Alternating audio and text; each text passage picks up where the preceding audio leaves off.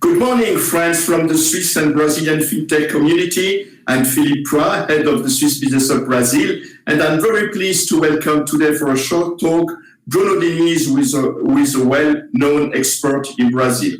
Bruno made several publications on this matter and is also the author of the book of Phenomenal Fintech that you can still find on Amazon, I guess, Bruno. That's right. Definitely, yeah. Bruno, I read your last article published a couple of days ago in the magazine Exame, in which you describe the latest changes in the Brazilian legislation, but also the newest trends and innovation solution for the financial sector. And starting from this point, my first question to you will be, what are the main trends that you have identified for the Brazilian fintech market in 2021? Well, Philip, first of all, thanks for inviting me to have this chat. As I wrote in my latest article, I wrote about all the changes that we are going through here in the Brazilian financial market. So I believe that 2020 was a very important year, not only because of the pandemic, but also because we got the opportunity to see some major improvements in terms of regulation, for example.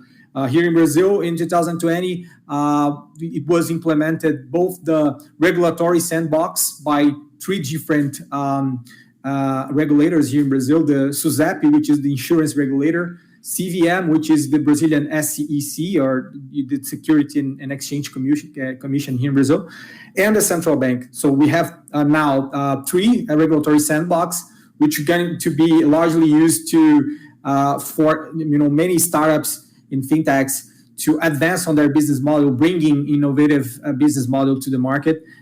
We also saw the implementation of PIX, which is the Brazilian faster payments, instant payments, in fact, infrastructure. So, and it's an interoperable infrastructure. So we have both banks and fintechs sitting on top of that.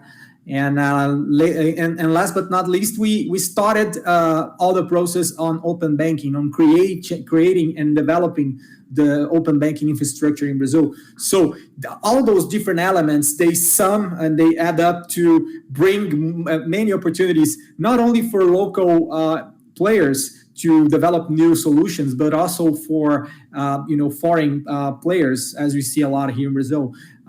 So one of the main trends would be definitely solutions linked to open banking. And I think there are lots and lots of opportunity on the crypto side as well, as we have now a regulatory sandbox, and there are so many different tokenization projects that are applying to this sandbox. That would be a major advance as well. And we have opportunities on credit, for example. Neo-banking for SMEs is another thing that I believe is going to gain momentum in the next few months. But as I said earlier, when we look at this whole scenario, all those different changes in the regulatory and infrastructure environment in Brazil, they are able to unlock lots of opportunities for new business and entrepreneurs in the country. Very interesting, Bruno. I want to come back to PIX system, this payment system that you have mentioned. It has been launched this year by the central bank and is having a great success in Brazil among all the social classes in Brazil. Everybody is adopting the PIX solution. So in your opinion, how PIX can influence the financial landscape in Brazil? And also, second question, how do you explain that the Brazilian people, they are so keen, so eager, and they quickly adopt these new financial tools? Nice. Well, PIX was implemented on November last year. And since then, it is gaining popularity among Brazilians. Now it already surpasses, because PIX, it can be used for different uses. You can have, for example, you can transfer money through PIX, like a banking wire or something like that you do to someone else, and instantly 24/7. That's the standard that we have with PIX. And previously, if we want to make a transfer in the weekends, it would take the next when it's not a weekend anymore, to process and to the other person to receive it. So we can make the transference. We can pay on the stores or e-commerce, because there is a QR code feature on that, so that you can make the payments on the local shops and e-commerces. And there are other possibilities, like you can charge someone with a QR code, a Pix QR code. So if you are a company, there's an instrument in Brazil called Boleto, which is basically something that you can pay bills with a barcode, and now it's going to be substituted by Pix. And embedded in that QR code, there are so many different rules of business, like if some interest rates, if someone fails to pay in the due date, and all of these aspects. And in the future, with Pix, we will be able to also make payments in installments, because we can have partnerships with banks, so that you can do something that is quite common in Brazil, which is payment with credit card in installments, and that feature is going to also have the same thing and similar thing in Pix. But long story short, I believe that Pix is gaining popularity. There's an interesting roadmap of new features that are going to be presented soon by the central bank. It's a game changer. It's very similar in some aspects to the UPI system in India, that did the Unified Payments of India, that did something quite similar. And it's another alternative for players. It's an alternative to credit cards and all of the different schemes, and it brings interoperability and speed in the local market. So it definitely is going to grow a lot along the way. Great. Bruno, I remember when we started our interaction with the fintech companies there in Brazil, that was already in 2017, and you were also already with us, among us at that time. It was very common to hear some complaints from the actor here in Brazil regarding the lack of regulation in the country. And everybody was pointing Switzerland as the example to follow in this regard. In the meantime, did the Brazilian authority catch up their delay, and what are the main milestones reached during the past year on regulatory aspects? We are in the process of catching up, I think, because the thing is, when we talked, I think it was around 2016 or 17, something like that. It was pretty new here, and the major advances that we saw happened now on 2020. So that was a very critical year that's going to change the market for the next years in a very interesting way. But when you look specifically at, for example, crypto regulation, here in Brazil, now we have the regulatory sandbox. They're going to be a very interesting space for tokenization, for example, and many other different aspects regarding to Pix. It's worth remembering also that the central bank established a group to study central bank digital currencies, the CBDCs. So that's another thing that we couldn't even imagine on 2016, 17 back then. So that's really something. And recently, for example, even Bitcoin and other cryptos ETFs were approved here in Brazil, something that we didn't even see in the US, for example, but we can see in other places in Europe, for example.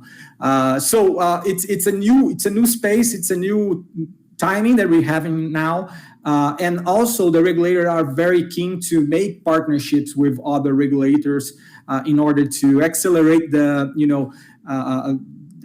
viability of bringing foreign fintech startups to Brazil as well, in a common environment, in an environment that is aiming to be advanced on all those different aspects. So it's a new time here, and I think that we are in a good shape to move forward. Great. At the Swiss Business Hub, we managed to bring Brazilian company to Switzerland, but we are also quite convinced that there is space here in Brazil for Swiss companies offering interesting opportunity also in the fintech sector. So what will be your advice for the Swiss fintech companies willing to enter the Brazilian market, and maybe in which area Brazil is looking for solution coming from abroad? Perfect. Yeah, I think it's important looking, to establish in Brazil. I think that all the support of Swiss Business Hub is very critical, because doing business here is very specific, and it's important when you have advisory on that. So that's one point.